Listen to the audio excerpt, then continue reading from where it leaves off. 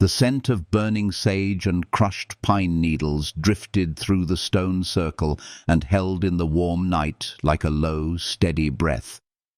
Torches ringed the clearing, their flames licking at the dark as if they were trying to taste the moon. Every time a gust of wind rolled in from the ridge, the flames bent together, whispering the same secret I had heard my whole life. Keep your head down. Keep moving. Do not be seen. I stood where the trees met the light, half in the ceremony and half in the forest, the rough bark of an old oak against my spine and the cool damp of moss under my bare feet. The simple brown dress I wore hung a little crooked on my shoulders, borrowed from a cousin who had worn it last year when she had been one of the chosen women to stand in the center and lift her chin to the alpha. Mine had no beadwork to catch the fire, no embroidery to advertise skillful hands. It was just a dress, and I was just the girl who wore it. "Lyra," my aunt had said earlier, stuffing a handful of dried rosemary and yarrow into my palms. "Crush these for the goblets. Don't drift off to the edges like smoke." She had smiled as if we were sharing a joke, but I knew why her voice dipped low at the end. The edges were where I lived. They were the only place that didn't shrink when someone important filled it. I would not stand in the line of eligible daughters. I would not lift my goblet. Pack law said all unmated women of age must attend the mating ceremony. Pack law did not bother to specify how far back a body could stand and still count as present. If there was an unclaimed corner, I could find it the way thirsty roots find a seam in stone. Music moved over the circle in a slow, braided melody, flute and drum, the rhythm of feet that remembered how to dance long before they learned to walk. Girls in dresses the color of wet bark and river clay drifted past me, hands threaded with ribbons, heads fragrant with oils steeped from sweetgrass and mint. Men wore leather vests marked in white paint, sigils of bloodline and deed, shoulders shining with rendered fat so the fire would love them more. Voices wove under the music, a hum that swelled at the edges like rising dough. The pack drawing together. I worked the herbs between my fingers until their oil slicked my skin. Rosemary bit sharp at the back of my nose. Yarrow sighed bitter and clean. When I brought the crumbled pinches to the stone table, I measured each into a line of cups carved with moons. 7 goblets this year for 7 possible futures that might be poured into one man's throat. There had been years when there were 9, and once, before my time, when 12 polished bowls had glowed red around the altar, a dozen chances for an alliance that never came. Elders still told the story like a warning. Even the largest harvest can rot in the field if hands reach wrong.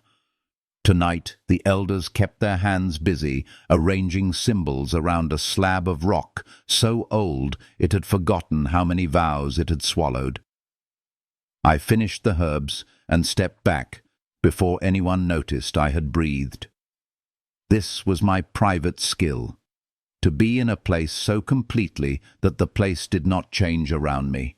If I tried hard, I could become a shadow with a heartbeat. If I tried harder, I could slow that heartbeat until invisibility felt like a second skin.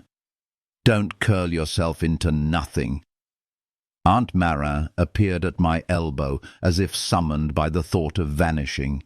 Her face was beautiful in the way wind-sculpted cliffs are, cut by weather, full of shelter if you knew where to stand. She tightened the thong of a leather pouch at her waist and pinned me with eyes that seldom missed blood. "You don't need to be large," she said, following my glance to the women assembling near the altar, their hair like banners, their wrists singing with metal. "But you are not a ghost." "I know what I am." The words were a small stone I put between us, so I would not say the other ones. Broken. Incomplete. The wolf who could not cross the last inch of the bridge. Aunt Marin's gaze softened, then sharpened again, as if the thought had reflected off her and come back brighter. "You are my sister's child," she said. "Your mother once told me the smallest fire still keeps its own circle of warm ground." "I remember her hands," I said, because this was the safest of the true things. Not her face, not her voice, only how her fingers felt when she took the burrs from my hair. "That is a kind of voice," my aunt said. "Go on." "The wine needs watching." She pressed me forward with a touch and drifted away into the moving crowd, already listening to three things at once: the pitch of the drum, the edge in a whispered argument, the particular silence that grows right before trouble stands up. I found my way to the back of the wine-bearer's station and made myself small beside a wooden crate stacked with folded cloths. From there, I could see everything the ceremony wanted me to see: the altar, the council's high-backed chairs, the women who would be called to step into the circle of the Alpha's attention like deer into a clearing. Beyond them, the path to the Alpha's lodge poured out into the firelight like a black ribbon. Every story we told about this night began with that path. He came down it the way storms cross mountains, built from the same dark, moving with the same decision. When Nathaniel Thorne stepped into the ring of torches, the hum of the pack sank to its knees. Men straightened. Women lifted their chins. The old found something in their chests that had not rattled in years and held on to it as if it could fly. He was not young in the way boys are young, all edges sharp with their first hunger. He carried a decade of command like a weight he had made peace with. When he stood, the weapons on the perimeter leaned inward. When he breathed, the flames considered the rhythm. He wore no crown. He did not need one. Power looked different on him than it had on his father. The old Alpha's rule had been a shout you could hear through walls. Nathaniel's was the quiet you felt when you realized you were already inside the house. I had never stood this close to him. The pack is 1,000 small distances braided into one living rope, and most of the places I walked were at the far ends of it. There were good reasons for this, practical reasons the elders could list in neat rows, and one reason that could not be said out loud in the middle of a laughing day. I could not shift cleanly. At the edge of the moon, where other minds crossed a threshold with the ease of stepping through a doorway, something in me caught and tore. The change took me only so far, then left me there, straddling a threshold that cut like a blade. I learned to hide it. I learned to endure it. I learned to gather myself back up, bone by bone, when the attempt left me gasping, and the other girls pretended not to watch.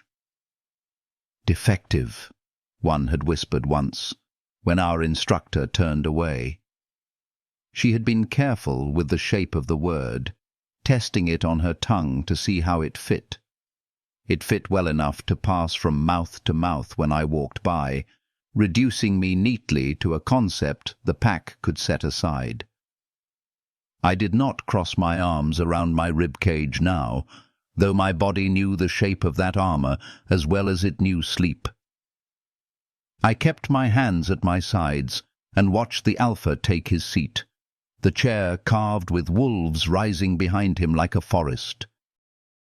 Elder Vargas stepped forward, bones like roots under her skin, voice like water over stone. She had been old even when I was small. Sometimes I thought she had been born old, shriveled by too much wisdom at birth. Her hands rose, thin and steady. "Under the full face of the moon," she said, and the words fell into the circle with the weight of having been said 1,000 times and never once used up. "We gather to honor the law that guards the blood and the breath that binds the pack. We bring gifts of strength and song and skill. We bring daughters who have grown their year into womanhood. We bring a leader to choose." The 7 women moved, the rustle of their dresses loud in a hush. I knew each by the shorthand the pack prefers: Serena, with hair bright as straw at harvest; the twins, Daria and Lena, whose voices could braid together until you could not tell which thread belonged to which; Eleanor, whose mother's hands had taught mine how to grind poultices smooth; 2 visitors from the West Ridge with smiles like treaties; and Kira. Kira did not move. She arrived wherever she meant to be, and allowed the rest of the world to notice. The fire loved the blue-black of her hair.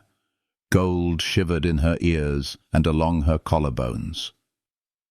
If a line of geese had crossed the moon just then, they would have altered their course to see what the light was pointing to.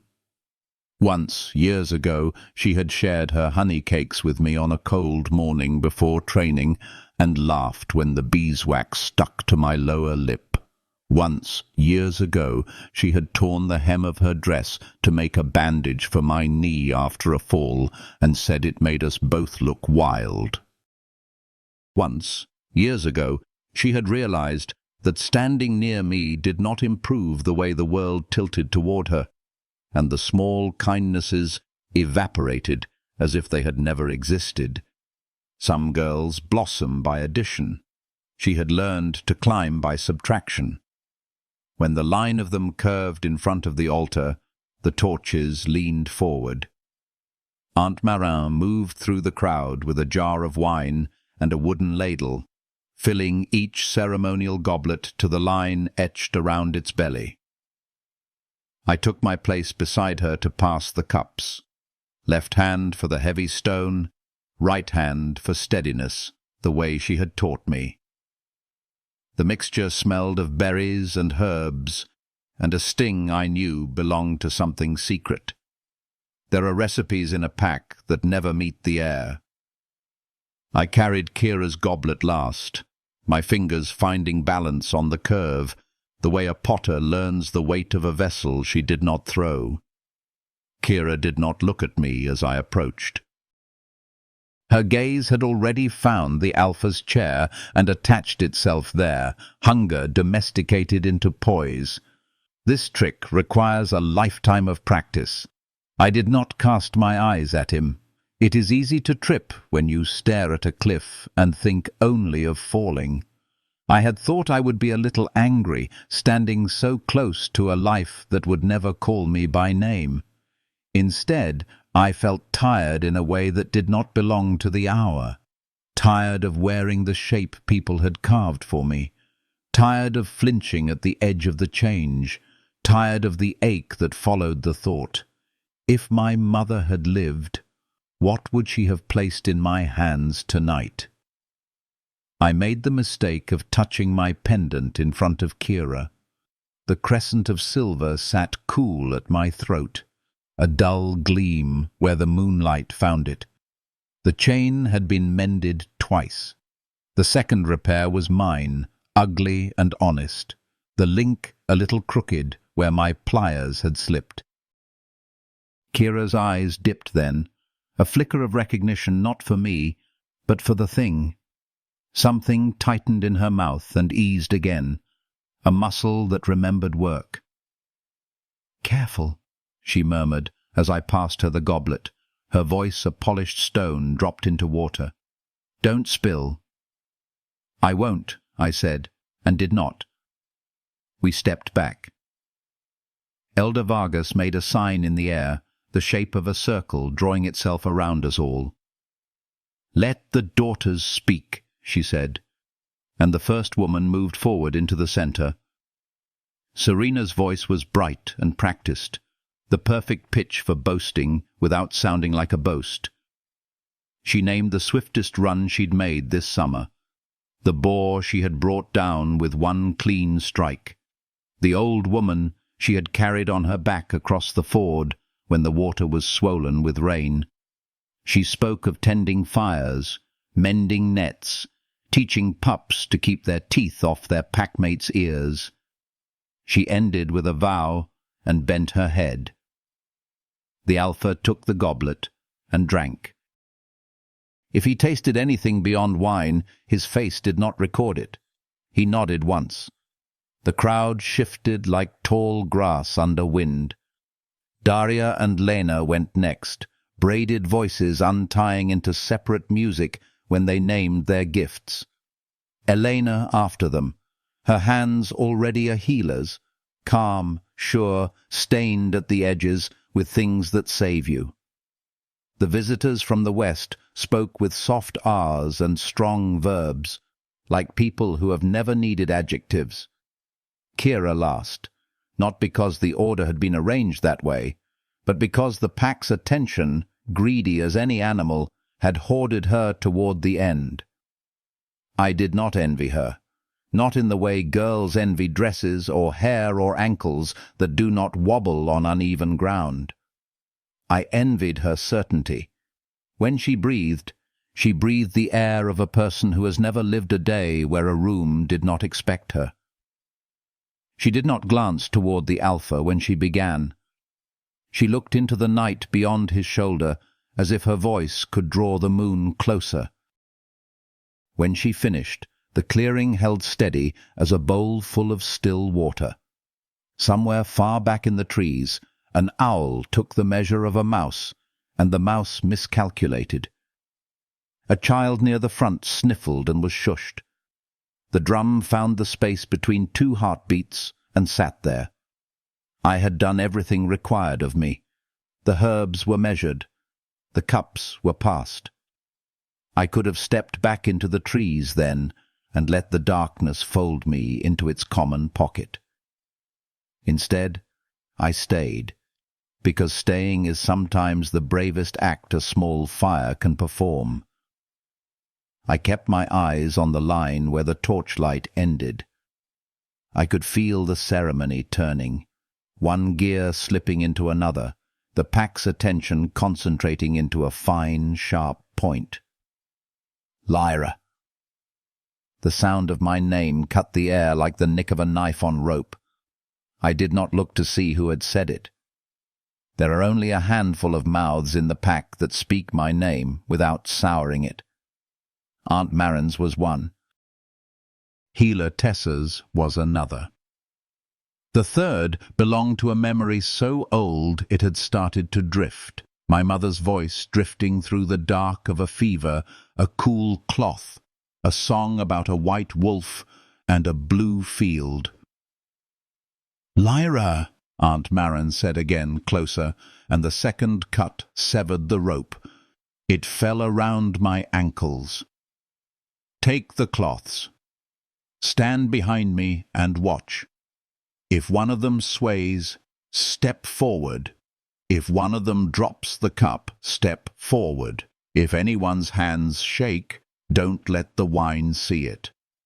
I lifted the folded squares of linen from the crate. They were warm from the fire. I took my place behind my aunt, small as a second shadow, and fixed my eyes on the center of the circle, where a man's choice would tilt 100 small futures. The air felt heavy and green in my mouth, thick with crushed plants and the iron tang of expectation. Somewhere under my skin, the part of me that had always leaned toward the moon pressed its forehead to the threshold and begged for one more inch. I knew better than to ask. Instead, I watched the alpha with the careful attention of a person who understands how quickly a storm can change shape. He sat with his hands quiet on the arms of his chair, but nothing about him read as still. Even his silence had a posture. I could not see where his gaze rested, If it slid toward Kira and stayed there, the crowd would tell me before my eyes could. Around me, the pack breathed in together and held it, as if we had all agreed to become one chest. I tasted the oldness of the lore under my tongue, the vow-eaten stone, the smoke, the berries bruised into the wine. I tasted my own fear, which had lived in my mouth so long it had forgotten it was a guest. I was not one of the women in the line. I would not be chosen. I had come here to do what I always did: find a task, complete it, leave clean edges behind. But as the drum's rhythm thinned to a thread and the elders' voices folded into a single call, I felt something turn in me like a key in a door I had been leaning my shoulder against for years. It was not the door into the wolf. It was just a small door into standing where I stood, and not apologizing for the shape I made. I pressed the cloths between my fingers until the weave imprinted my skin. I lifted my chin the smallest measurable fraction. I let the night put its cool hand on the back of my neck. And when the alpha rose, when the crowd's breath shattered into 100 small pieces, when the path between his chair and the women opened like water parting for a body, I did not look away. I stayed. I watched. I held my tiny circle of warm ground, the kind my mother's sister had said even the smallest fire keeps. The drums stopped. The torches leaned close, hungry for the next thing. The stone, the wine, the old words, the pack's eyes, everything that had mattered long before I was born, hung in a quiet so deep it seemed the forest itself had turned its head to listen. And I, who had made a life of being the last to know, stood at the edge of the circle where the future would spill, and felt, for the first time in years, that something inside me had picked up its own name and set it gently back where it belonged. The drums did not stop, but the rhythm changed, deepening into something that curled through the ground and climbed into my bones. Each beat was a pulse, a command, and the pack obeyed as one body. The women in the line stepped forward in turn, and the alpha's gaze was steady, unblinking, the weight of his silence heavier than any words. He was a man carved from storm and firelight, and though I told myself not to look, my eyes betrayed me again and again, dragged toward him as though pulled by an invisible tether. I told myself it was curiosity. I told myself it was fear. But when his gaze swept the circle and for a fleeting heartbeat met mine, something inside me shifted. My lungs forgot their rhythm, my pulse stumbled, and the pendant at my throat grew hot, as if the crescent moon itself had fallen against my skin. I looked away instantly. I was no one to him, less than no one. A servant, a broken wolf.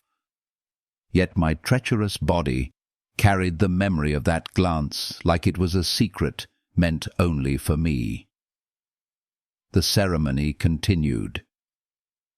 Kira moved forward, radiant, flawless, and the crowd hummed approval.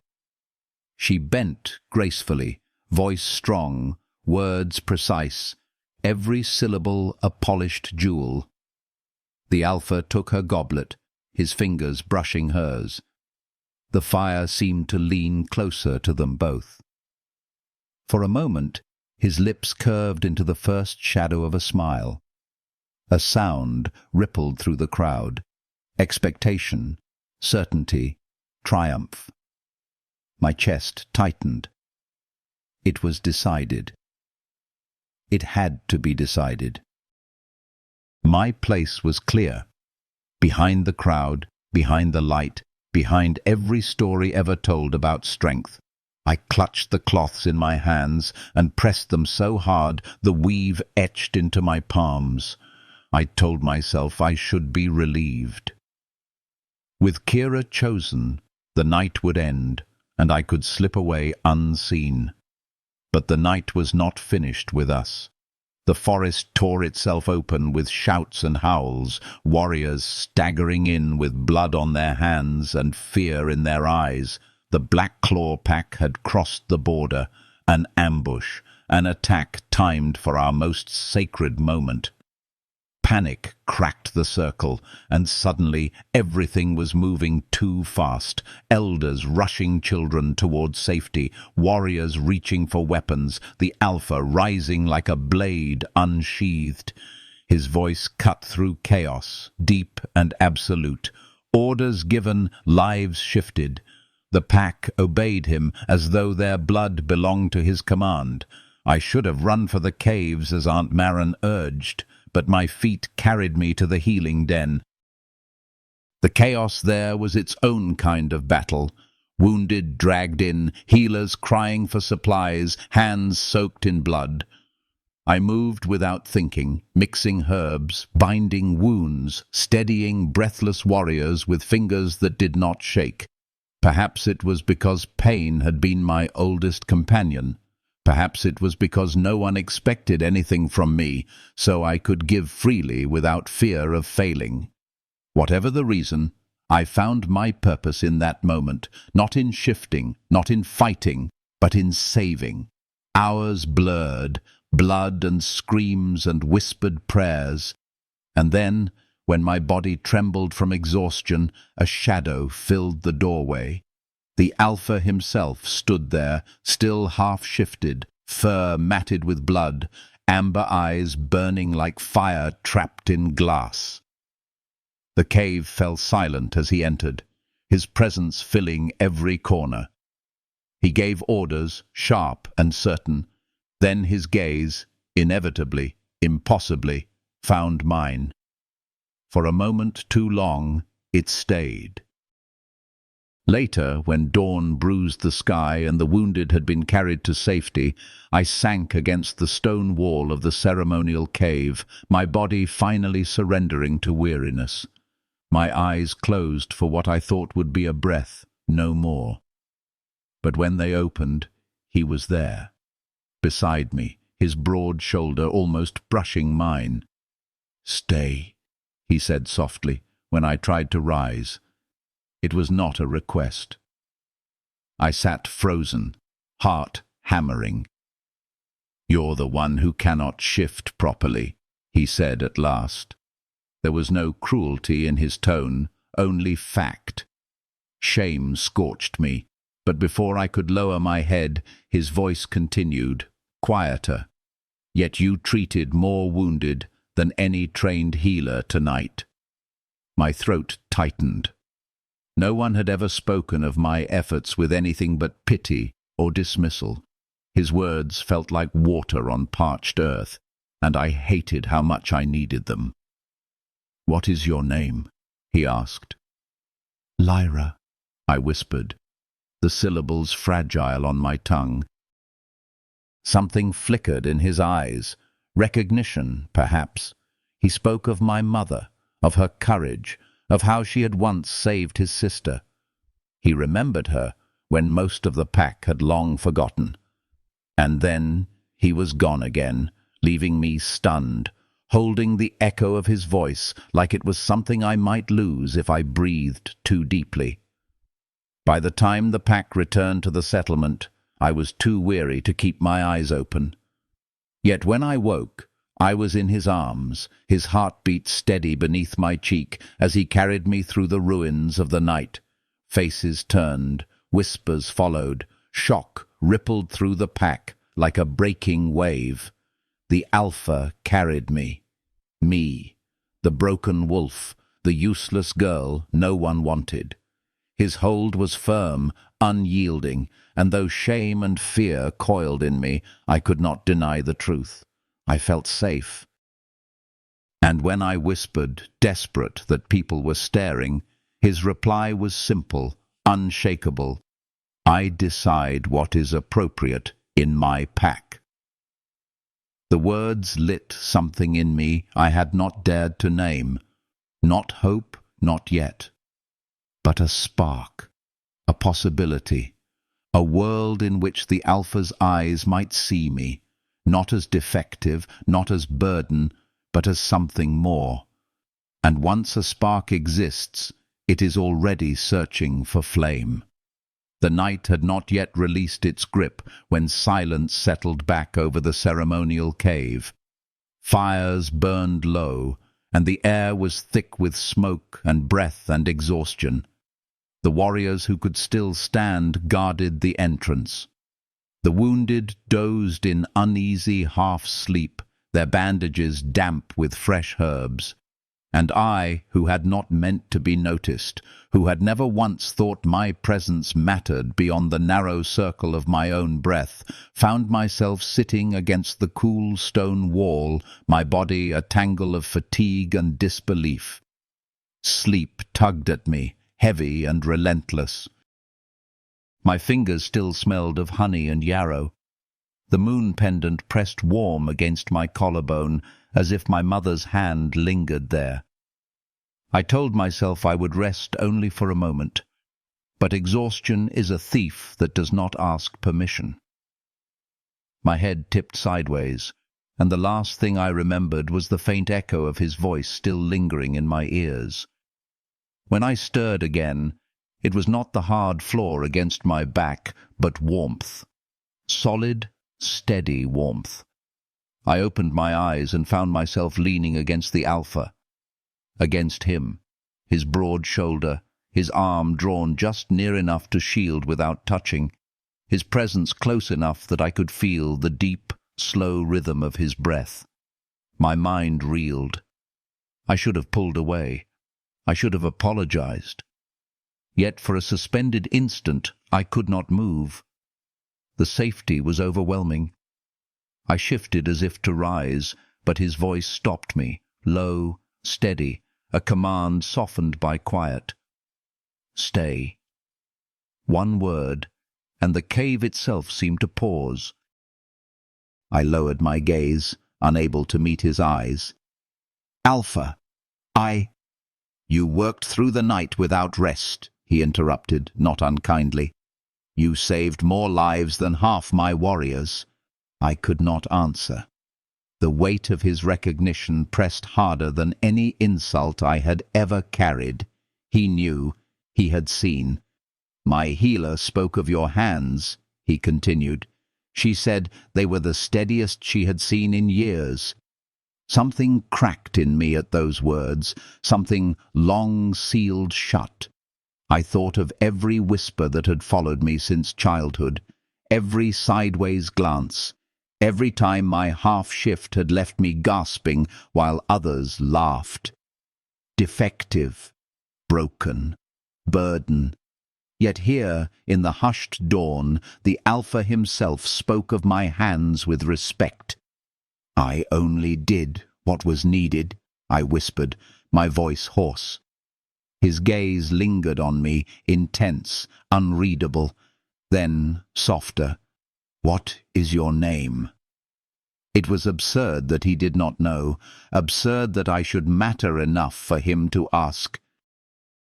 My voice barely rose above the crackle of torches. Lyra Blackwood. Something flickered in his expression.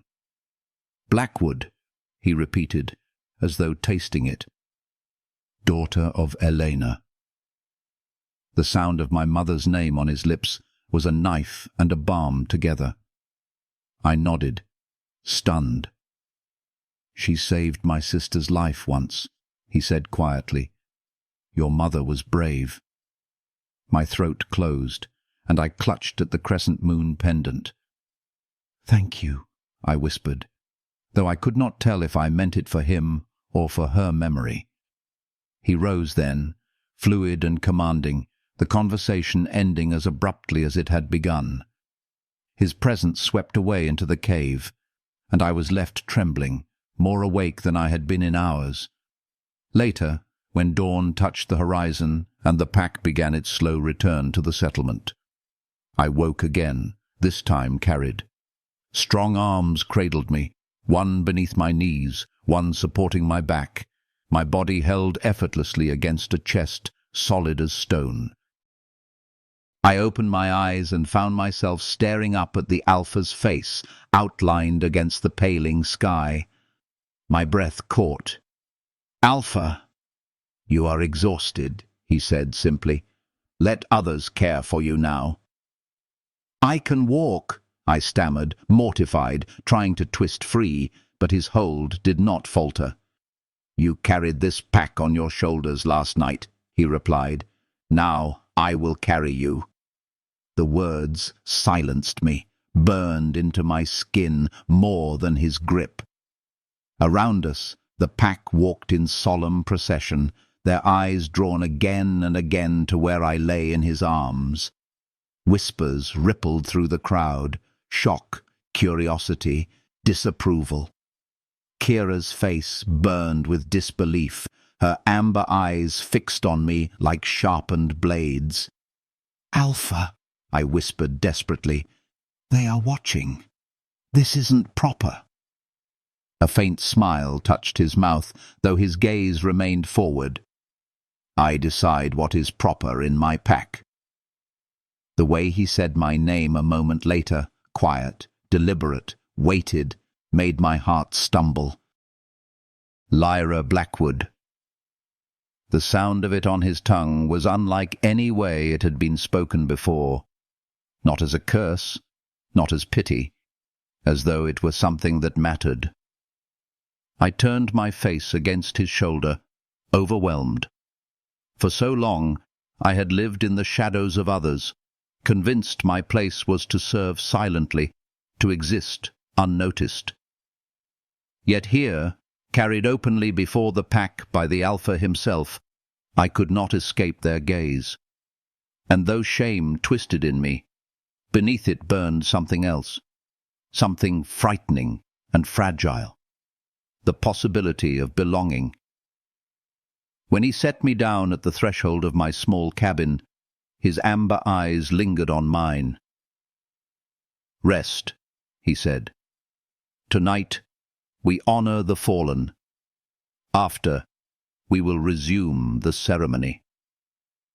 The ceremony.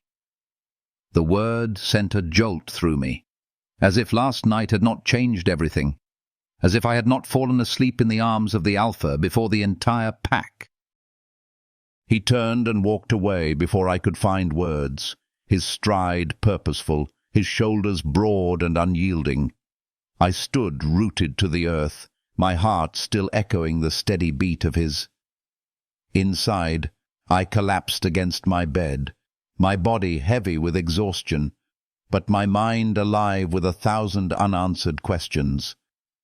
What did it mean that he had carried me?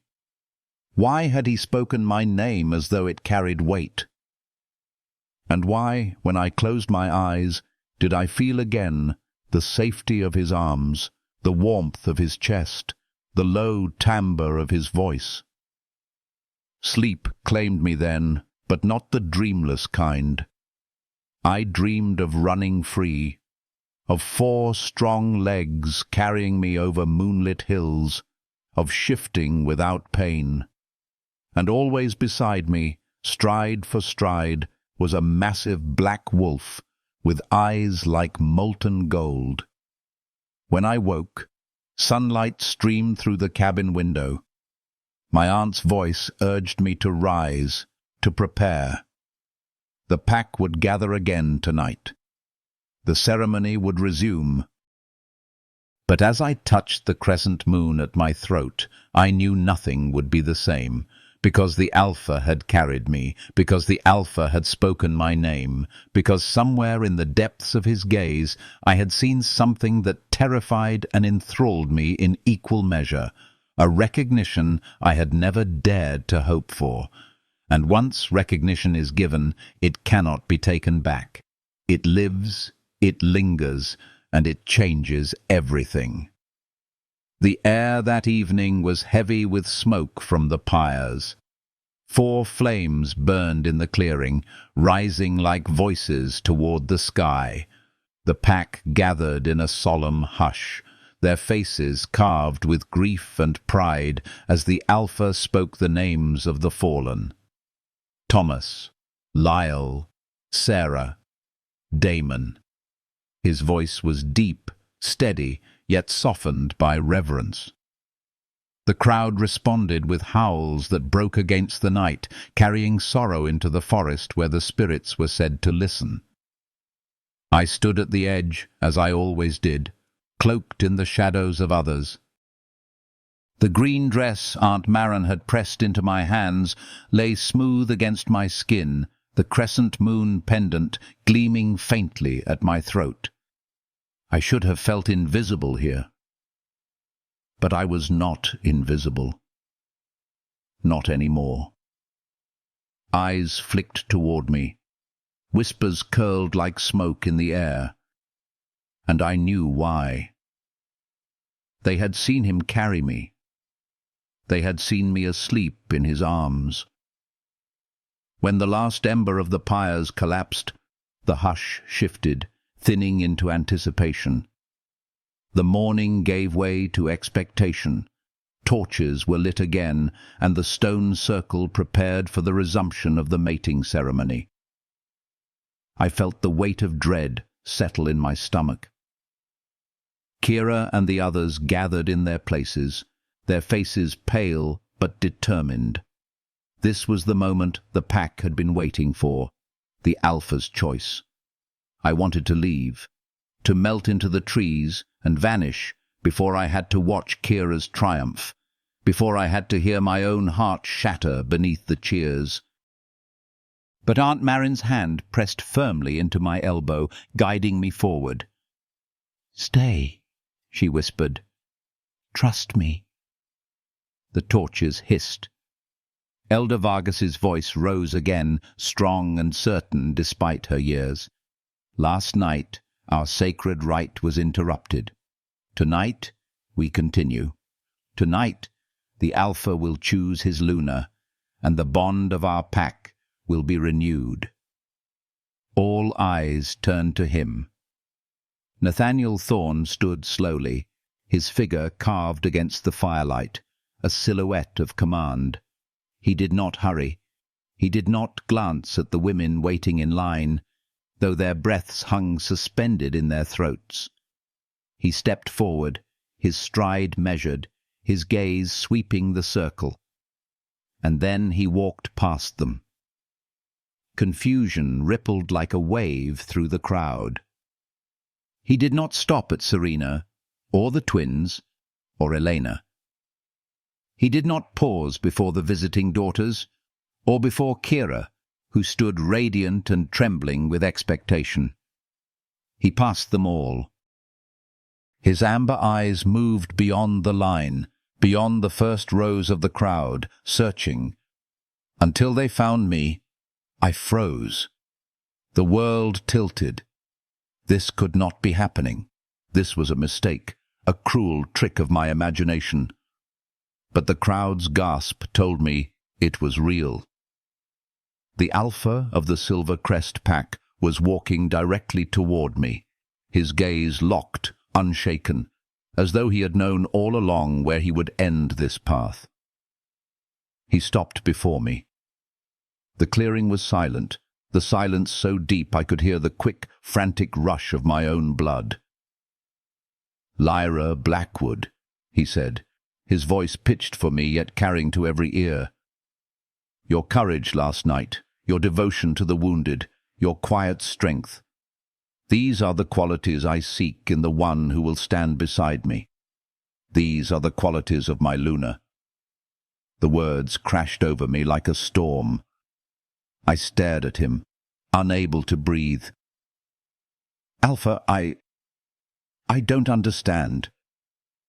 His mouth curved, not into a smile, but into something steadier, fiercer.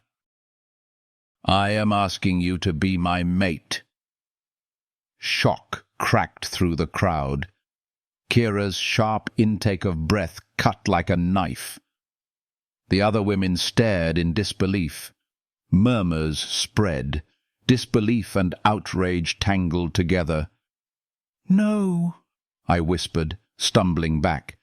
"I'm defective. I cannot shift. I cannot. His gaze darkened, his voice firm as iron. Never use that word again. You are not broken. You are not less. And the pack will accept my choice, or they will answer to me. Every eye was on us, every breath suspended. I could feel the weight of judgment, the burn of resentment. My instinct was to flee, to hide.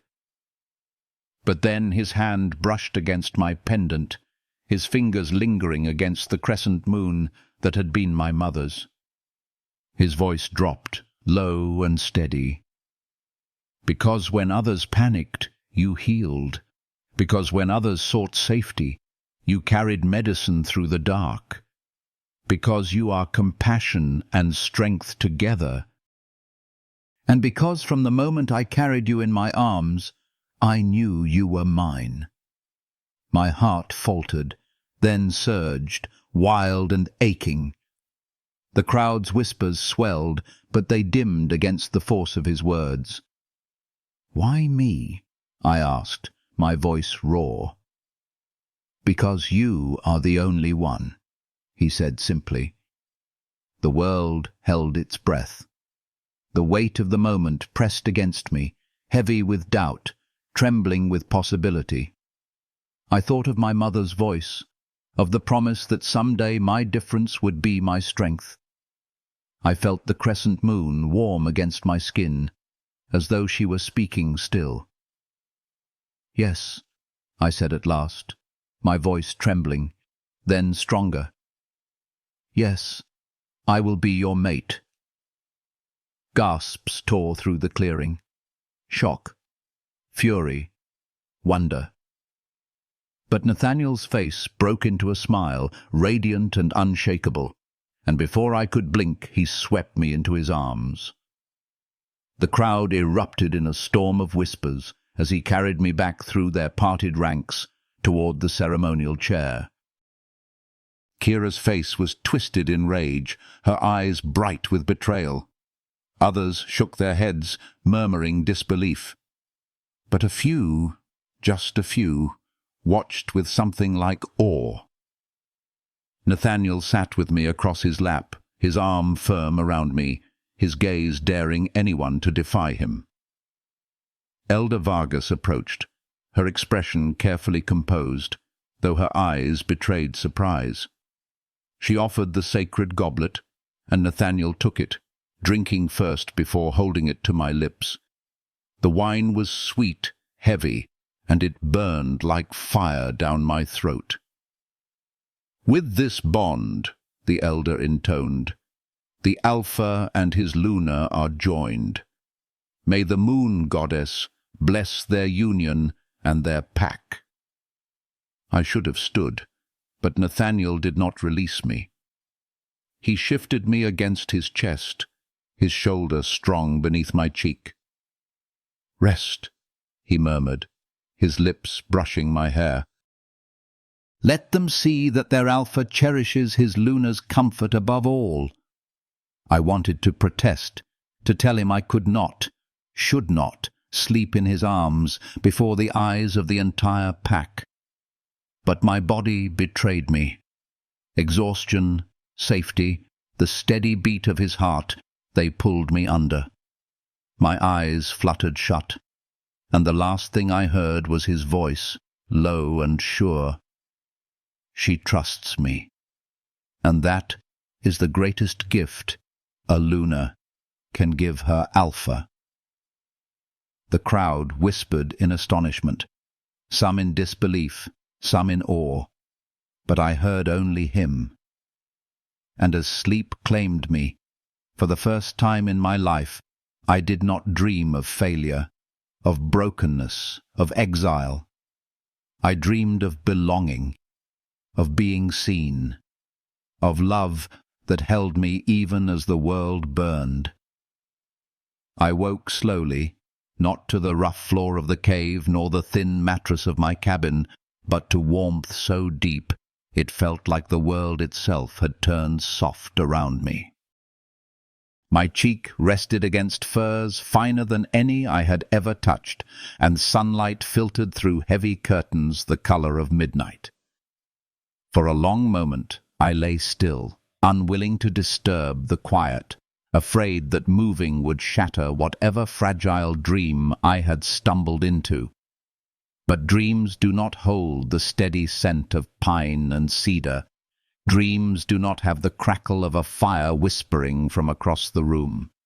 Dreams do not rest on the steady memory of strong arms that had carried me through dawn. I opened my eyes. The chamber was vast, carved of dark wood and stone, adorned with tapestries that told stories I had only glimpsed in passing during pack gatherings. Wolves, stitched in silver thread, raced across deep indigo fields, their eyes catching the light like living flame. A carved bed frame, heavy with runes, stood beneath me, its furs thick and welcoming. The hearth's fire painted gold across the walls, and in the far corner, seated in a chair too small for the breadth of his shoulders, was Nathaniel Thorne, the Alpha, my Alpha. His gaze was fixed on me, steady as the weight of the mountains, his amber eyes gleaming with an intensity that made my breath falter. He was dressed simply now, dark trousers, a black shirt that stretched across his chest and arms, but the simplicity did not soften him. If anything, it made him sharper, like a blade stripped of ornament. "You're awake," he said at last, his voice low, carrying the warmth of embers banked for the night. I scrambled upright, clutching the furs to my chest, my heart pounding so loudly I was certain he could hear it. Alpha, I shouldn't be here." My words stumbled over themselves, tangled between fear and shame.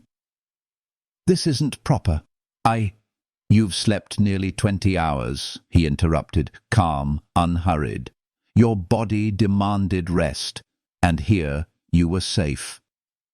Heat flared in my cheeks. In your chambers, in your bed. What will they say? He rose then, the movement fluid, predatory, silent.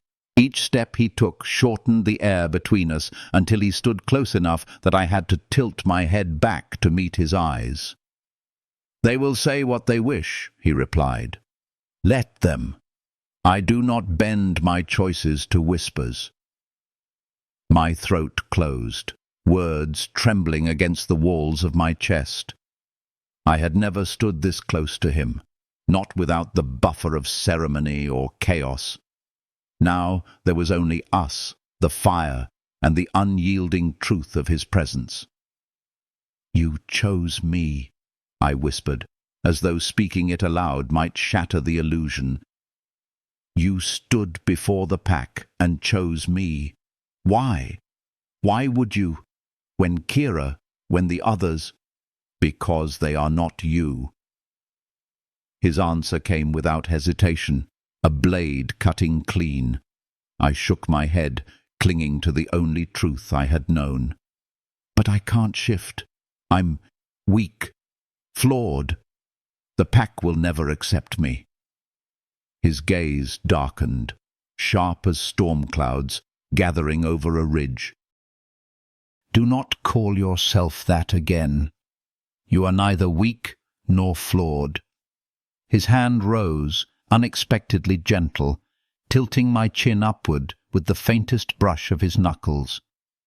Strength is not only in the body, it is in the heart, in the choice to keep moving when the world would rather you stop, in the courage to heal when others only know how to destroy. That is your strength, Lyra. The sound of my name on his lips unravelled something tight and long hidden within me. My eyes stung, but I refused to let tears fall. No one else sees that. I see it, he said simply, as though that alone should be enough.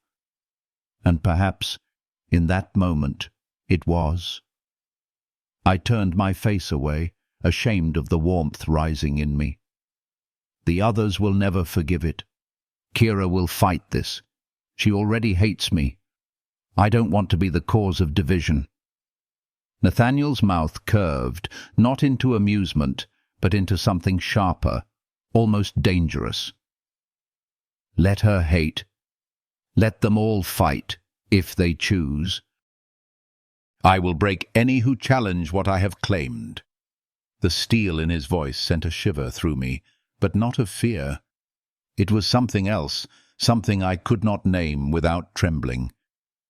He was a man who carried both tenderness and ferocity in equal measure, and for the first time I wondered if perhaps they were not opposites at all, but two halves of the same whole.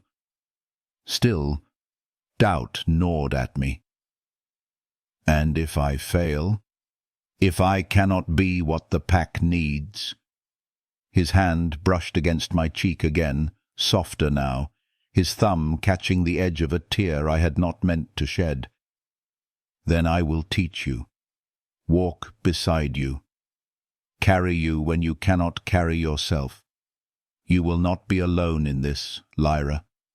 Not ever again. The firelight danced across his face, gilding the hard planes, softening the stern set of his mouth. For the first time, I believed him, believed that perhaps against every law of fate I had been chosen not out of pity or necessity, but because he truly saw me.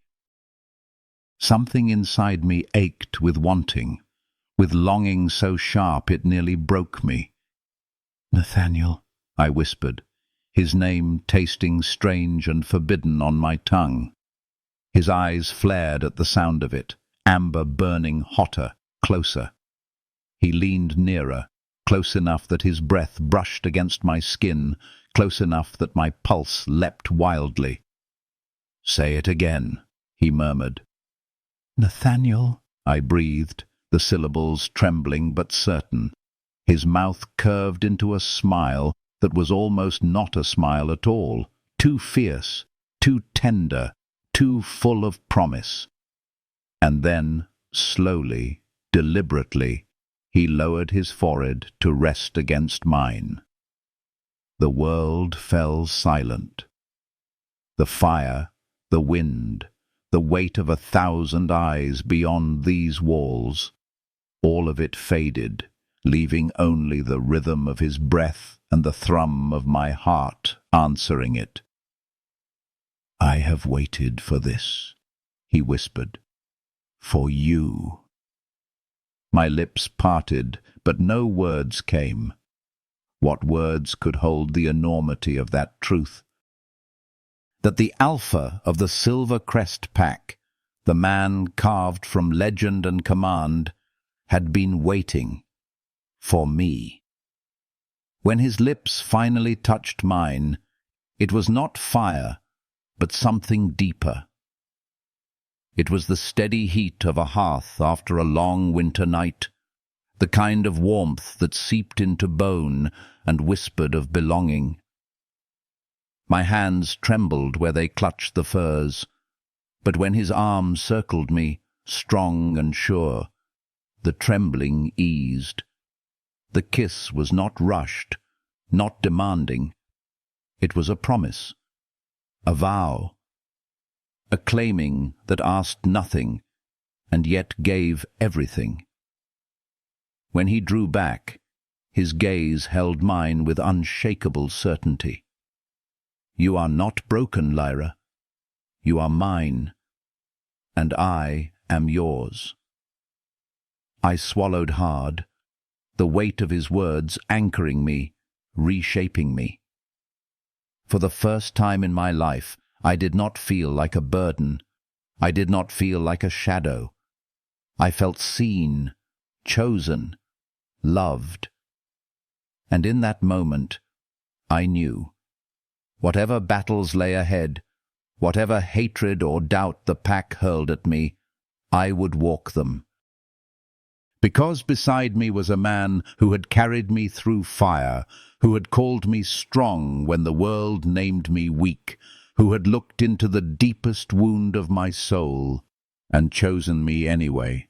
The Alpha had chosen me, but more than that, Nathaniel had chosen me. And that truth was more powerful than any law, any tradition, any fear. It was love, raw and relentless, and it was mine.